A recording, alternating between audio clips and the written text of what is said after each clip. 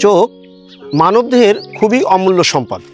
এই চোখ দিয়ে আমরা সাধারণত পৃথিবীটাকে, সুন্দর পৃথিবীটাকে দেখতে পারি। কিন্তু আমরা এই চোখের যদি যত্ন না নিই, তাহলে এই যে সুন্দর জিনিসগুলো আছে, আমার যে প্রিয়জন, তাকে কিন্তু আমরা দেখতে পারবো না। আমাদের চোখটা কেন নষ্ট হয়ে যাচ্ছে?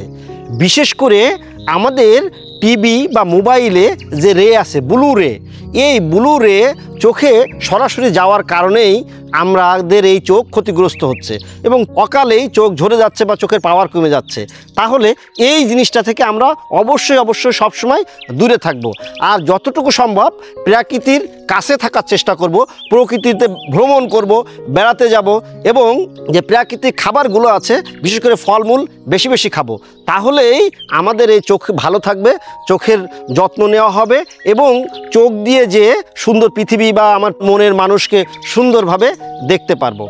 ধন্যবাদ।